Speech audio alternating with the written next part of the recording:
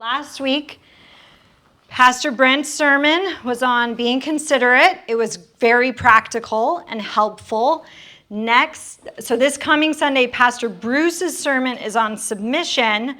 So I kind of looked at those two parts of that bridge, and I said, I feel like my testimony of this last year could kind of sit right in between those, in the middle of the bridge. Those of you that know kind of what we've been through, yeah, does that seem like a good spot? So we are in the middle between considerate and submissive, but I'm going to lean really heavily on that idea of submitting to the Lord. You could call it surrender. You could call it submit. I'm going to call it submit today because that's what this verse says, so we're going to use that wording.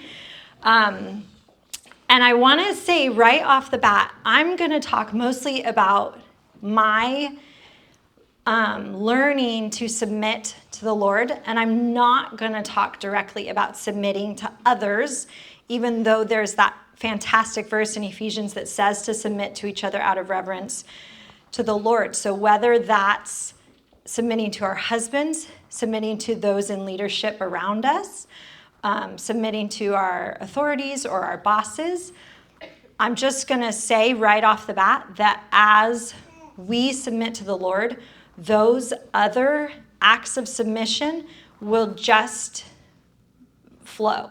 It'll just be further down the same stream. Does that make sense? So that's why I feel like me learning to submit to the Lord that's where it has to start, or else we're not going to be able to submit to anybody else, whether it's our boss or our husband or, whoever is elected in November. Okay, so basically today I don't have a favorite Bible verse. I have like 5 favorites per situation. So, but when you teach, you're supposed to just sit on one, right? So I'm going to sit on this one because I'm learning to submit to the Lord as I internalize this core truth, okay? And there's a song to go with it. Don't worry.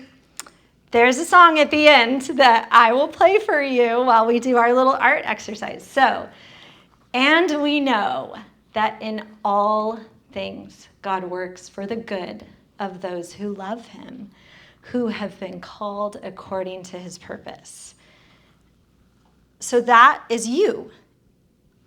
If you love him, and you're here because you love him, I'm guessing, then that's true for you. And it is absolutely true for me. It's true for my family. Paul, I hope the microphone was working okay because it was tucked inside my shirt this whole time.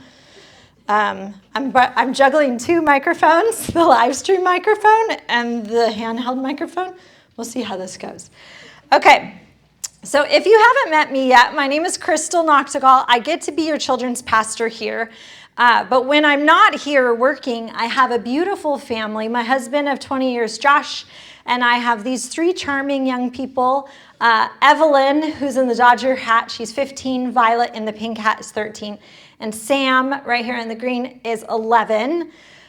So we have so much fun, the 5 of us together. We love to hang out. This is our one and only vacation this summer. And Sam is bald, and we're going to talk about that in a minute. But Mom took this picture in the top left corner. We were at the Shadowbrook restaurant in Capitola. Has anybody been there? It's such a special place. So we went there to celebrate because Josh and I have been married 20 years and because Sam is in remission. So that's kind of what we're going to talk about today. But I wanted you to see my family. And there will be a lot of pictures today because that's what I'm about.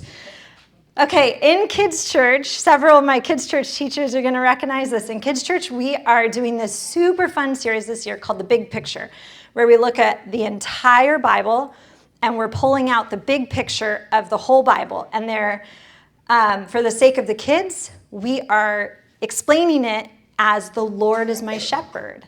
And when kids see the Lord as their shepherd, who wants good for them, who leads them, who protects them, who's with them, whose goodness and love is following them all the days of their life, it builds a really beautiful God concept in their mind that's super healthy. Some of you, your kids are in there with me. I'm so glad you're here. So this particular theme, I created this curriculum map in December to teach this theme. unbeknownst to me, God had a lot of things to teach me that were going to fall in line with all of these Bible stories this year. And it's so that God's attention to detail is mind-boggling, to the point where the story that I'd be researching and planning to teach on Sunday was like what I was going through that week. And I'm not exaggerating. And several of you have been in text messages with me where I'm like, can you believe it? This week I'm teaching this, and this is what's going on in my life. And the fact that that has been happening since January, it didn't happen once. It's like every single week, to the point where this past Sunday, Donna and I were teaching on pride and the story of King Nebuchadnezzar. And then here I had been scheduled for months to teach today on submission, which is the opposite of pride. So it's so interesting the way that God does these things, where I'm teaching this, we're teaching this lesson together on King Nebuchadnezzar turning into a beast because he won't submit to the Lord, and he doesn't submit to the Lord until he's literally living like an animal, and then he realizes, I'm not in charge here, and his life gets back to normal, actually better than normal. So we all got a good laugh over this picture, which is a picture of pride. When you think life would be better without a shepherd. And I can tell you from personal experience, I've had a couple days that definitely looked like that, and it's not better without a shepherd. So in Kids Church, we do this. It's super fun. We do group chats. A group chat is only going to take about 1 minute. I'm going to time you for 1 minute. And just at your group, you are just simply going to say, what is submission? Why is it a bad word? Christy did me a favor last week because she said the word, and then she was like, I just said the S word. And I was like, there it is. It's like a bad word. Thanks for saying that again on the live stream. Right, I did, yeah. So what is submission? Why is it a bad word? You have 1 minute to talk with your tables. And if there's only a couple of you, that still counts as a group chat. The Holy Spirit's with you. There's 3 of you. Okay, I'm going to give you another group chat question. And once again, building off of Christy, she very wisely put up the pictures of the Inside Out cast, which I love. I think those movies are very helpful. So if submission were a character, what would it look like, or who would it be? It could be an existing character, like from a different show that we already know, or maybe it's somebody that we're adding to the Inside Out cast. So what would it look like? Okay, so let's see if Josh and I came up with a couple ideas, and then we came up with like a big idea. Okay, so if submission were a character, do you know this lady? Who is this? It's Leave It to Beaver's mom, June Cleaver. Probably a lot of you ladies were like, she's the picture of, right? Okay, how about this lady? Yeah, 14 years old, marries a 31-year-old man after taking care of the house of 7 messy men. Maybe that's it. Okay, how about this gal? Yeah? One of you said Charlie Brown. I didn't even think of Charlie Brown. Okay, hopefully none of you thought of this bloke. Did any of you say a dog? Okay, I'm glad, because that's Doug the dog, the one who's like, I love you, master. Squirrel! That guy, yeah, that's Doug the dog. Okay, now Josh and I want to make a case for a character that we think embodies submission in the biblical definition, okay?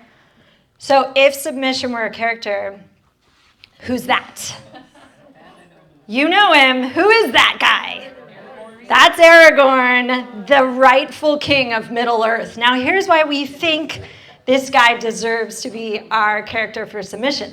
Not only does he pledge his life loyally to this little man, Frodo, to help Frodo put evil to death once and for all, but he doesn't even take up the throne. He waits until his future father-in-law comes in and says, son, it's now time for you to be king and go rally the armies, right? He's not looking for fame and glory. And then, of course, who could forget this famous scene at the end of Lord of the Rings, at the end of Return of the King, where at his coronation, everybody's bowing to him. All of the race of men are bowing to the rightful king, and the rightful king turns to the tiniest, most humble people in the crowd and says, "You bow to no one," and causes everyone to bow to the man who sent his life into the fire to destroy evil. So I'm going to go with Aragorn. Final answer is the character picture. Okay, so today I'm going to, because I have to do like the 3 points, right? I'm going to basically give you 3 points of, as I submit to God, I'm finding 3 things about myself, okay? And I'm going to tell you a little story to go with that. If you're a note taker, I gave you paper for notes. I gave you colored pencils and regular pencils and markers because I'm a children's pastor, so I'm not going to give you like an outline. I'm going to give you like coloring supplies, okay? Because that's how we roll in children's ministries. So if you want to take notes, you can. You don't have to. You can just draw. You can draw a picture. That's fine. I'm not offended by that. It happens every week in kids' church. At the end, I will give you an exercise that's only going to take 2 minutes. It's not homework. It's fun, okay? Okay, so story time. Some of you, if we're friends on Facebook, you've already read this story. This is about halfway through the story, but this is the point where I started going public with the story, okay? So this story actually started July a year ago, but in February of this past year was when Josh and I said, okay, it's time that we need to actually start letting the rest of the world in on what's going on. So here's the short version of the story. As of February, Sam has a tumor in his neck. We don't know what it is. We are okay. God is kind, and he has surrounded us with an amazing support system. Here's the long version. In July of 2023, our then 10-year-old son, Sam, found a lump in his neck. It's a lymph node that grew and grew. It went from something we didn't need to worry about in July to the top case at the Stanford Tumor Conference this month. The tumor could be anything from a reactive lymph node to some type of lymphoma. 2 tests are still pending at Stanford. All medical professionals are in agreement that this is taking a long time to diagnose, and it actually took 2 months further past that point. So we've been living in a waiting room. In this waiting room, I have become aware of 3 unmistakable gifts. Gift number 1, the peace of God that transcends all understanding. That's actually from the verse of the day. Today, again, God's intricate timing on details is no joke. When you start to look for it, it is dumbfounding. Like, it makes my mind, it's amazing, his level of detail. The peace of God that transcends all understanding is a legit, real thing. Crystal, the planner, who likes to anticipate and prepare, should not be faring so well through all of this. But the merciful comfort and peace of God guarding my heart and mind is unmistakable. I've never experienced it so tangibly as I have in the last 6 weeks since the word lymphoma became a household word here. There have been days where I must carry my Bible around the house with me because I've got to stay tethered at all times to his words for protection. The worries and the what-ifs that come and tug at me, and I'm learning mind over matter. In the wise words of my sister in Christ, Janice Porter, who we all know and love, she says, don't deal with what-ifs, nasty little creatures. Can't you just picture Janice saying that? Nasty little creatures. Deal with who is in charge, who loves you, who holds you. And Christy actually literally said that this morning when she was praying. So I'm learning to drown my worries in praise. God has been so kind, drawing me to verses and stories that have been such profound comforts to my mom heart. Okay, gift number 2. The courage and grit that the Holy Spirit has given to Sam is unmistakable. My son, who used to be afraid of needles, has routinely asked Jesus for courage and then stepped out onto the battlefield of fear and dread and bravely taken needle after needle, IVs, too many blood draws to count, and a core biopsy into his neck while he was wide awake. The Lord has prepared Sam for every step. And that's a little collage I made of him going into each of his PET scans month after month. Number 3, and you all are a part of this one, Our families and church family have surrounded us with prayers and care. The prayer warriors who've rallied around us from Fresno to the other side of the world have filled our love tanks to overflowing. And I know after posting this on Facebook, there will be a fresh recruitment of prayer warriors, and I'm excited to see who else God rallies to pray for Sam. Thank you in advance. Prayer makes a difference. We've always known this, and we're more convinced of it now, more than ever. And then I ended that long post with this. We've kept this relatively quiet for months, but not because we're keeping secrets. It's just an awkward conversation starter. Oh, how are you? My son has a tumor in his neck. But our therapist encouraged us to write this post, so here we are. I'll begin posting more updates as we have news. However, most days, it's just waiting and praying. But for today, I'd like to go on record saying, I will extol the Lord at all times. His praise will always be on my lips. I will glory in the Lord. Let the afflicted hear and rejoice. Glorify the Lord with me. Let us exalt his name together. And you can see in his neck, there is a very unwanted, enormous tumor growing below his left ear. So, here's the, I tried to summarize it as much as I could. But basically from July to July, countless blood draws. I can't even count.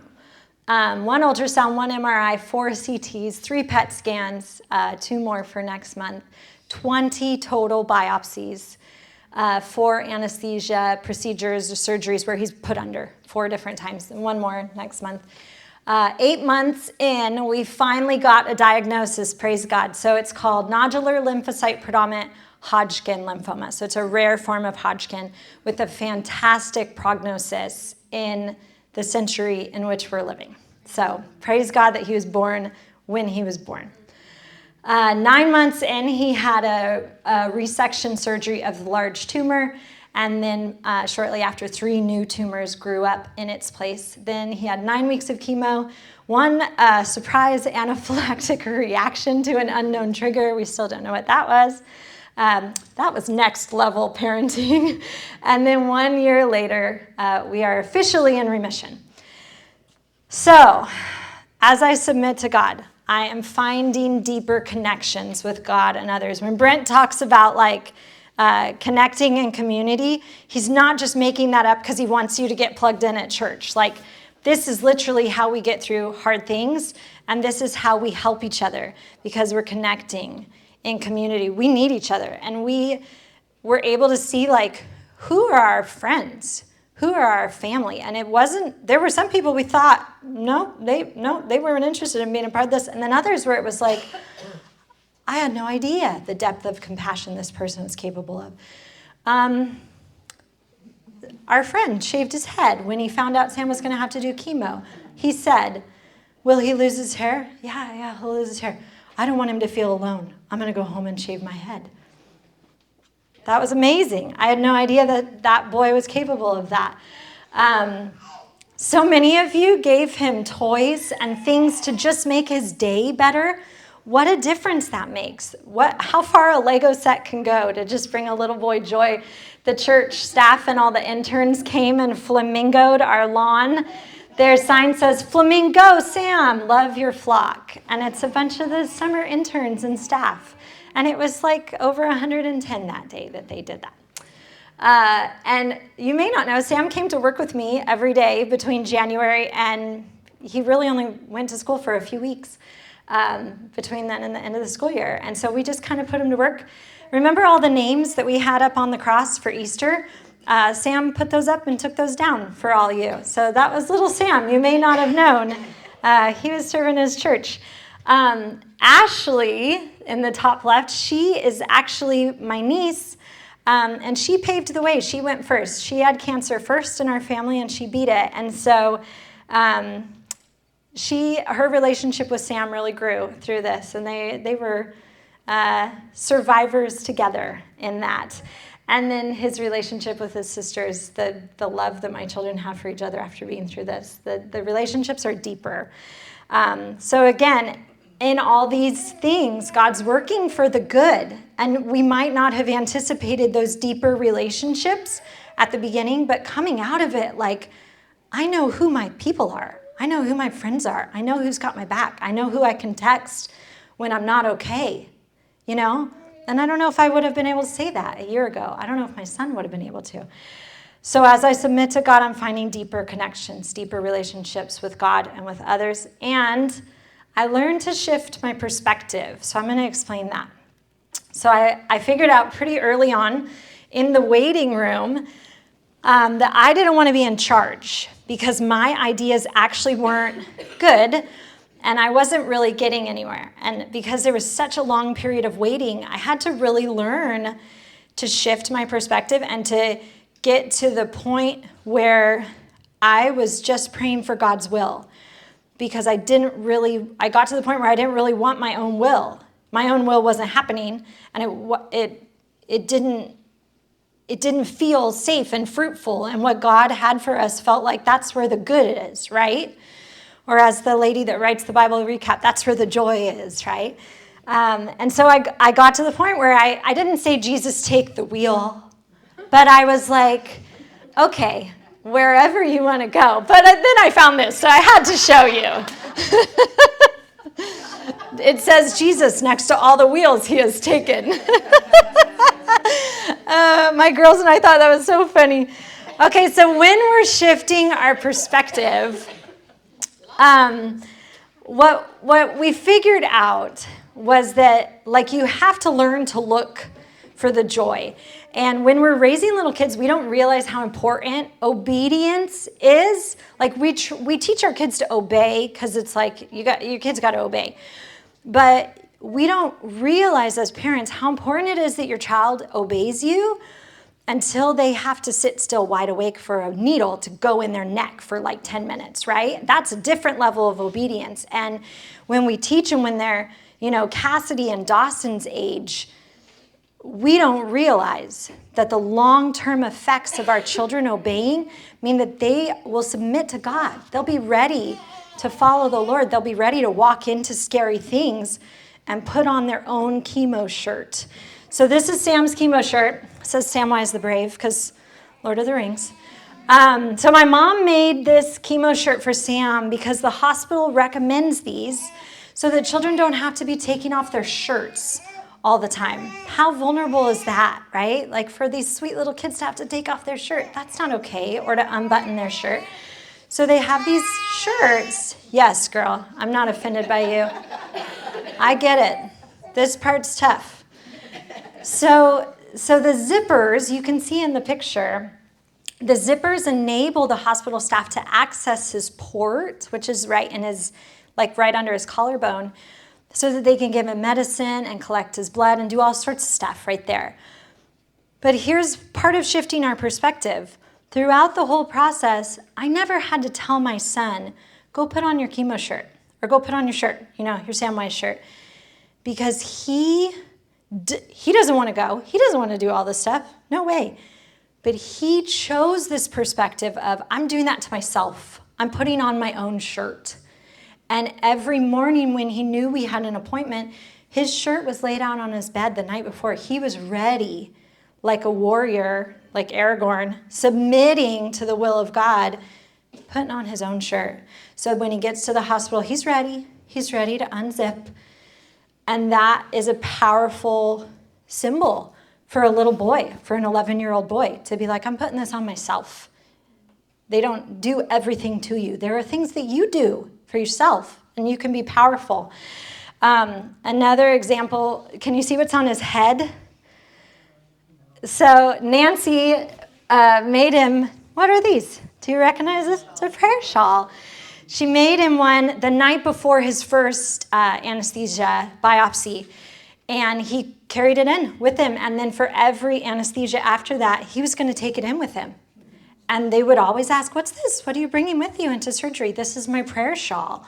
And sometimes he would explain what it was, and sometimes, sometimes it was my turn to explain it. But he would go in with it, and he would come out with it, and he gets to choose that. He doesn't get to choose what's happening to him while he's put under, but he gets to choose what's on him, what's with him, his prayer shawl that symbolizes the presence of God going in with him. You know what I mean? Like, he gets to choose that. So this perspective, what I want us to come away with is, will I choose to act like a victim or a victor? Are you going to put on your own zipper shirt and be like, I can do this. I have self-control over this.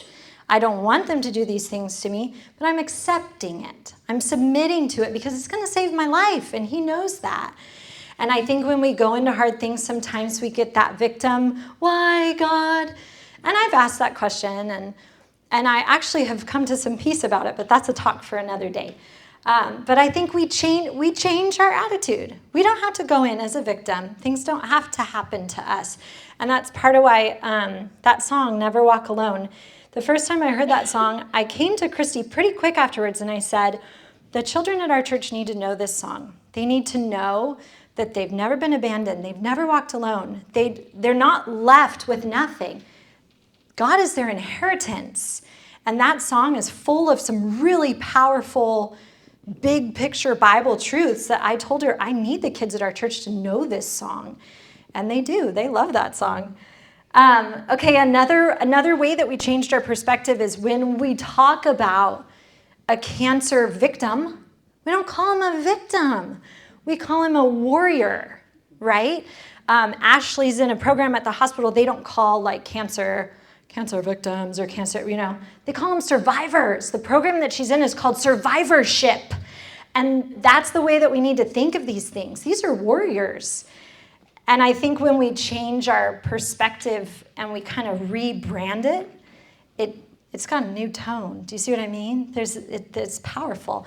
My aunt sent me this mug from Texas. It says, she gives her battles to God and lives in peace. And do you see what the verse is on the bottom? I put this in my PowerPoint like 3 days ago. That's the verse of the day today. Again, God's attention to detail is uncanny. So basically what this mug is telling me to do is give my battles to God and move on, live in peace. And the first month or so of that word lymphoma being in our house, the first week, Josh and I were not okay, and we struggled with a lot of regret and things that we could have done different and things that we felt we should have done different. And we really second-guessed ourselves as parents. And there was one Saturday where we wound up just saying, we got to call Mom because she's been through it. And so we sat on the bed, I remember, and we had the phone on speakerphone, and we just said, here's what we're struggling with. We're covered in regret, and we're anxious, and we don't know what this is, and it looks bad, and we're stuck. We're stuck in this place of regret and coulda, shoulda, woulda. And she, honestly, if you have adult children, your job is not done. I'm sorry, your job is not done. Your adult children need you so much as a life coach. And Mom just, in the way that only a mom can, she just coached us through it. And she said, you can't go down that road.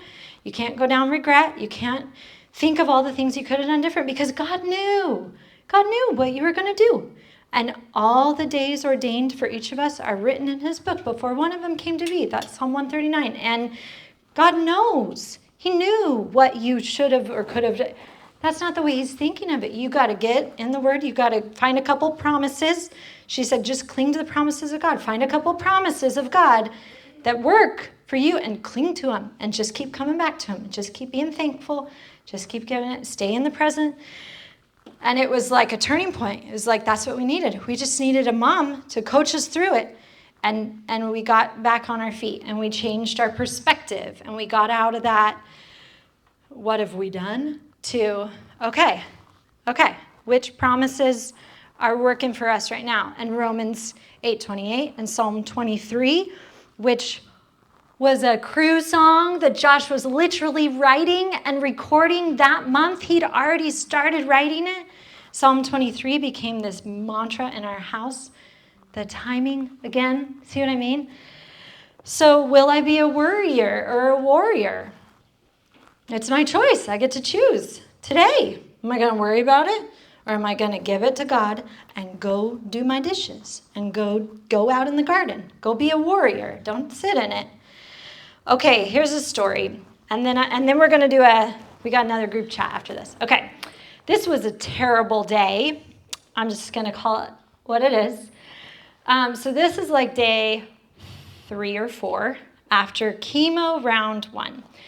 And they told us, like, okay, on a scale of 1 to 10, Josh asked, because this is how Josh thinks. On a scale of 1 to 10, how intense is this chemo? Like, what do we need to be prepared for?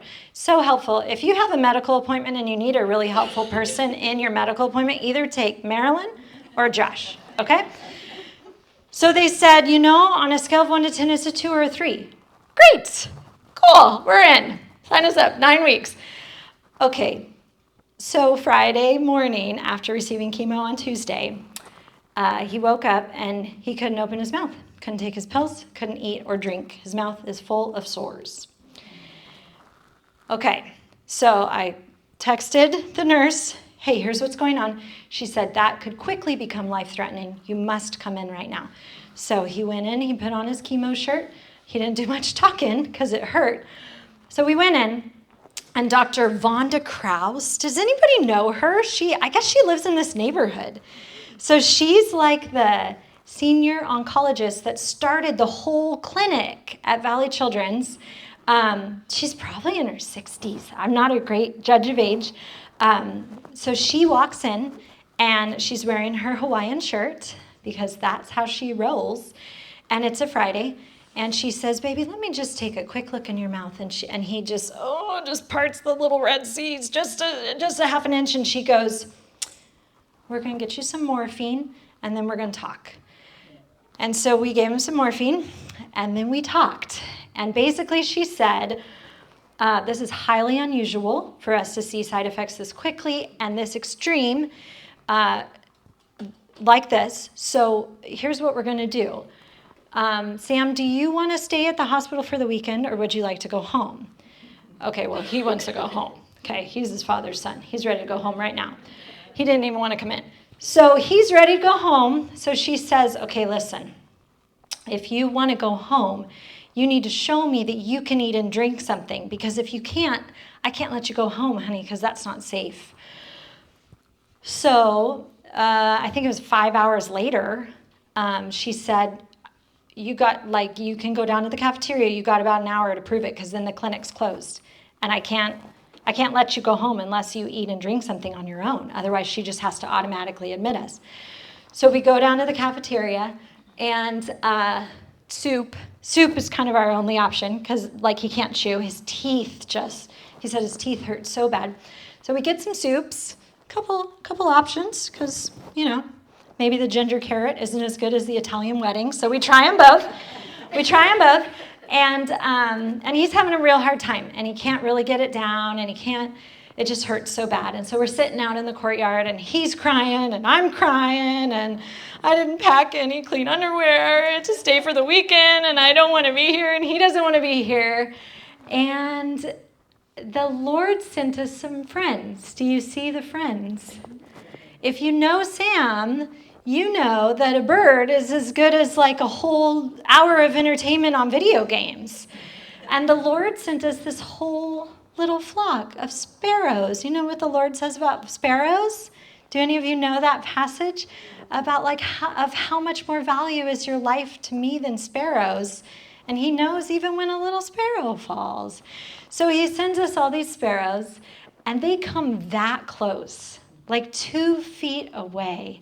And they just cheer him up in the way that only a little sparrow can. And sure enough, he ate a whole bowl of soup, and he got some water down. And we marched back up, and we told Dr. Vonda Kraus he ate all this soup. And she said, great, go home. And we got to go home. And that day, he was not a victim. Oh, hey, no, it was already up there. He was not a victim. He was not a victim.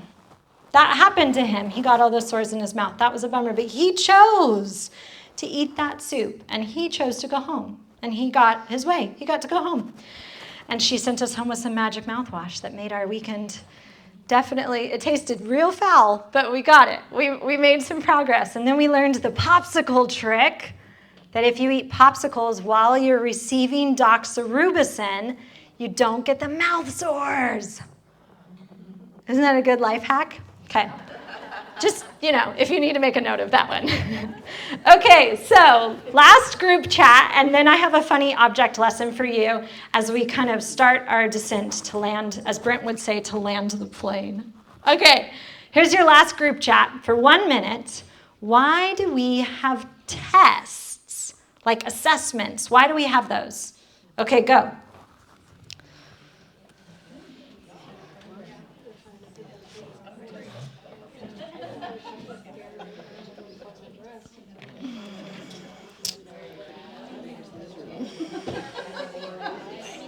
I'm going to make sure my music still works here.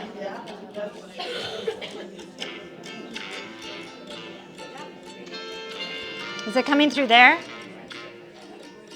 think it's only coming through here. I'm going to fix it.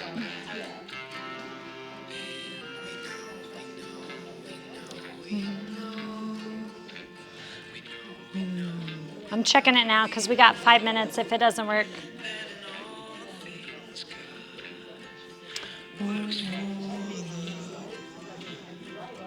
Aw. That's what I wonder. It says it's turned off. Do you want to fiddle with it? Or should we text Paul and tell him? Take a quick look and then Yeah, see it. And sometimes if the Bluetooth isn't used, it goes to sleep. There's no button here for it. Okay, I'll text him. Yeah, you want to? I have like 5 minutes before I need him. All right, are you ready to talk about tests? Okay, so I have an example of a test. Teacher Donna is probably going to love this. Have any of you ever given a test like this? Yeah, Carol has. Yep. Julie has probably. Julie, you've given like a phonics test. Yeah? Okay. So this is a phonics test. This is one of the first tests a kid will ever receive. So you can tell when there's a little, the kid knows that letter. When there's no writing, the child doesn't know that letter. So what does this child need to learn? Vowel sounds. A lot of consonants. He knows a few. He knows Z, M, S, B, C. He's got a lot to learn, right?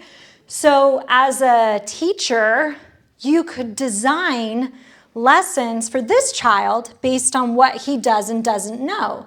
So when I look at the Bible and I look at all these different people that get tested by the Lord, I don't see that as a bad thing. As a credentialed teacher, I see that as a good thing. The teacher tests the students to see what they know and what they still need to learn. And then depending on how they do on the assessment, he designs curriculum for them based on what they know, right? So for this child, I'm not going to assign Harry Potter to him. I would assign like a Bob book, or I can see a fill in the blank of the animal in the picture, right? I can see a cat. Yeah. So God does the same thing with me when he tests me. And probably January, February, March, I texted you and Janice Porter, several of you actually, because I think you guys were involved as well, saying like I have this fresh awareness that this is a test from the Lord. I also was teaching stories like Abraham and Isaac at the time in kids' church.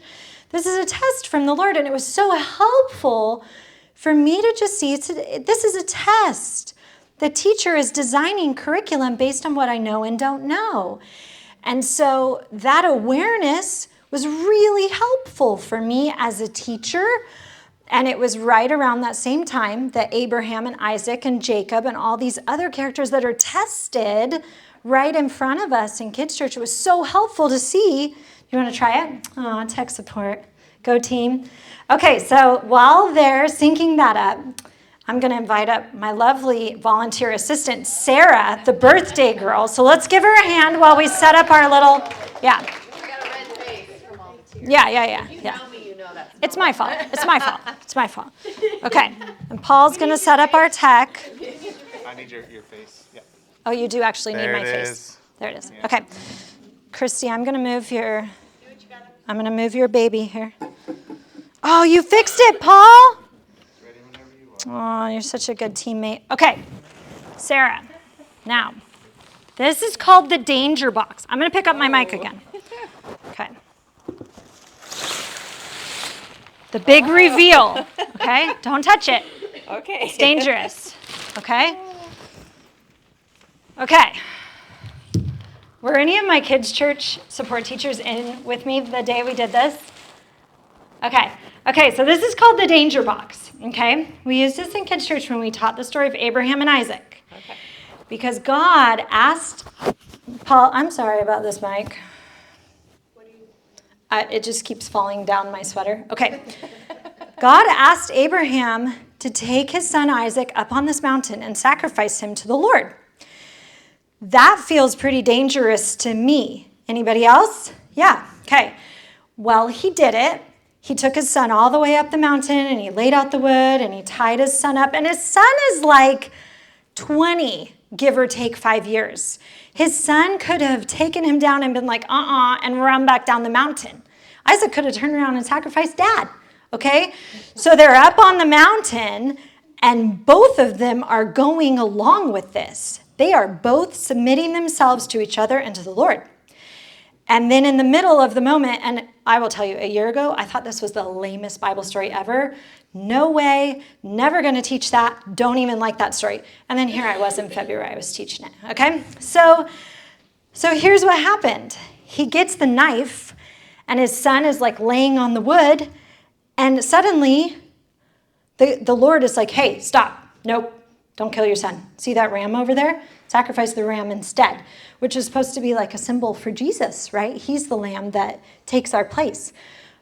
Okay, so Abraham's in this really scary situation, and he moves forward with it, even though it looks really scary. So this is the danger box. It's very scary, okay? Danger, danger, danger, do not touch. And there's a sign, do not touch. And then I like this one, highly flammable. And then this one, electrical hazard. Okay, so do you want to stick your hand in that box? No. Why? Why not? Because it's dangerous. What if it might hurt you. What if I asked you to stick your hand in the box? Would you do it? Well, if you asked me, I might. Why would you do it if I asked you? Because you wouldn't want to hurt me. I wouldn't want to hurt my sister-in-law of 20 years. Well, I'm your little sister. Are you sure I wouldn't want to hurt you? Have you found something in my character that makes you think this is really dangerous? You would never hurt me. Okay. Based on So history, yeah. based on your history with me, Yes. you trust me and my character enough to stick your hand in that box. Yes. What do you think is in there? A bear trap? Probably not. A rat trap? No. Something poison oak?